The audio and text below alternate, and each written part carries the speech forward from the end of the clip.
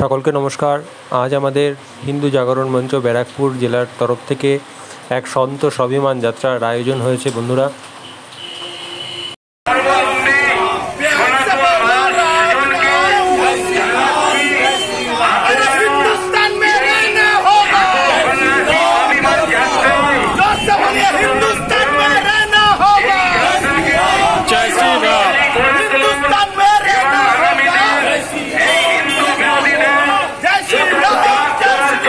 আপনারা ইতিপূর্বে সকলেই জেনে থাকবেন যে মুর্শিদাবাদ জেলায় একজন জনপ্রতিনিধি, তার নাম হুমায়ুন কবির, তিনি এই নির্বাচন চলাকালীন 70% এবং 30%-কে নামাই দিয়েছেন। অর্থাৎ কিনা মুর্শিদাবাদ জেলায় 30% সংখ্যালঘু আমরা হিন্দু মুর্শিদাবাদ জেলায়, আর 70% মুসলিম। তাই তিনি দাওয়াই দিয়েছেন যে 70% মানুষ, তারা 30% মানুষকে ভাগীরথীর জলে ভাসিয়ে দেবে। তাই এবং আপনারা সকলেই জানবেন যে মুর্শিদাবাদ জেলার এই কার্তিক মহারাজ, তিনি এর প্রতিবাদে স্বাভিমান যাত্রা করেছেন, এক জাগরণ সৃষ্টি করেছেন, হিন্দু সমাজকে ঐক্যবদ্ধ করেছেন। আর তারই ফলস্বরূপ দেখা যাচ্ছে যে কার্তিক মহারাজের ওপরে একের পর এক শাসকের জনরোষ নেমে এসছে। তাই আজকে কার্তিক মহারাজ সহ ভারত সেবাশ্রম সংঘ, ইসকন, রামকৃষ্ণ মিশন, অর্থাৎ কিনা সনাতনীদের যে সমস্ত মঠ মিশন মন্দিরগুলো রয়েছে, সে সমস্ত মঠ মিশন মন্দিরগুলোর উপরে যে আক্রমণ নেমে আসছে, সেই আক্রমণের প্রতিবাদে আমরা আজ হিন্দু জাগরণ মঞ্চ ব্যারাকপুর জেলার তরফ থেকে এক সন্ত স্বাভিমান যাত্রার আয়োজন করেছি। বন্ধুগণ, আপনারা সকলেই জানেন যে এই বাংলা ছিল বিপ্লবীদের পীঠস্থান। আমরা এই বাংলা থেকেই এক সময় পথ দেখিয়েছিলাম সারা ভারতবর্ষকে ব্রিটিশদের বিরুদ্ধে লড়াই করে। তাই আজকে আরো একবার আমাদের এই প্রমাণ দিতে হবে যে আমরা বাঙালিরা, বাঙালি যুব সমাজরা জেগে ঘুমোচ্ছি না। আমরা প্রয়োজনে মায়ের বেদিমূলে রক্ত দিতেও জানি। আমরা নিজেদের শরীরের সম্পূর্ণ রক্ত দিয়ে নিঃশেষ করে এই শক্ত মাটিকে কাদা মাটিতে পরিণত করব। তাই সকলের কাছে আমাদের অনুরোধ, হিন্দু জাগরণ মঞ্চের তরফ থেকে যে স্বাভিমান যাত্রা হচ্ছে, সন্ত সমাজ যে পথে নেমেছে, শুধু সন্ত সমাজ নয়, এতদ অঞ্চলের সকল শুভবুদ্ধি সম্পন্ন ভাই ভগ্নীবৃন্দ, নাগরিকবৃন্দ সকলকে বলছি, আপনারা পথে নামুন। নাহলে একদিন আমাদের যেরকম ওভার বাংলা থেকে ফিরে আসতে হয়েছিল, হয়তো আবার আরেকদিন এই বাংলা থেকে আমাদেরকে ফিরে অন্য কোথাও আস্তানা নিতে হতে পারে। তাই বন্ধুগণ, সকলের কাছে অনুরোধ, আপনারা আমাদের এই হিন্দু সমাজের যে স্বাভিমান যাত্রার আয়োজন হয়েছে হিন্দু জাগরণ মঞ্চের তরফ থেকে, সেই স্বাভিমান যাত্রায় আপনারা সকলে এসে দলে দলে যোগ দিন। আয়ুরারোগ্যম বিজয়ম দেহি দেবী নমস্তুতে। सर्वेशे सर्वाधारे सर्वशक्ति समन्विते सर्वापवर्गदे देवी नारायणी नमस्ते।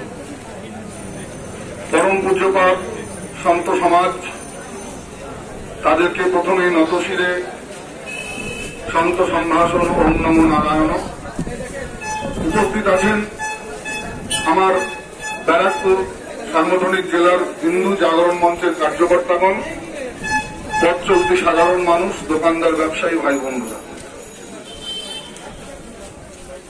তিতিক্ষাম কারণিক সুহৃদ সর্বদেহিনাম অজাত শান্ত শত্রুনাম সাধভ্য সুলক্ষণম। আমরা জানি ভারতবর্ষ সাধু সন্ত মহাত্মার দেশ। এই ভারতবর্ষ ত্যাগের মন্ত্রে দীক্ষিত। সেই ভারতবর্ষে দুর্ভাগ্যজনক ব্যাপার, পশ্চিমবঙ্গের মাটিতে দাঁড়িয়ে মুর্শিদাবাদের একজন সিটিং এমএলএ, একজন জনপ্রতিনিধি, তিনি বলছেন মুর্শিদাবাদ জেলায় আমরা 70% আর ওরা 30%, 2 ঘন্টার মধ্যে কেটে ভাগীরথীর জলে ভাসিয়ে দেব। তার প্রতিবাদ করেছেন বেলডাঙ্গা ভারত সেবাশ্রমের দায়িত্বপ্রাপ্ত সর্বভারতীয় ভারত সেবাশ্রম সংঘের সহসভাপতি পূজ্যপাদ কার্তিক মহারাজ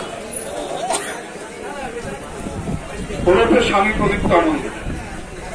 বাংলার মাননীয় মুখ্যমন্ত্রী প্রকাশ্য জনসভা থেকে বলছেন যদি কার্তিক মহারাজ পলিটিক্স করেন, সাধু সন্তরা পলিটিক্স করেন। আপনাদের জ্ঞাতার্থে বলে রাখি, যারা নিজের মা বাবাকে ছাড়ে, যারা নিজের জীবদ্দশায় নিজের পিণ্ডদান করে, বিরজা হোম করে, তবে এই বস্ত্রটা তারা লাভ করে।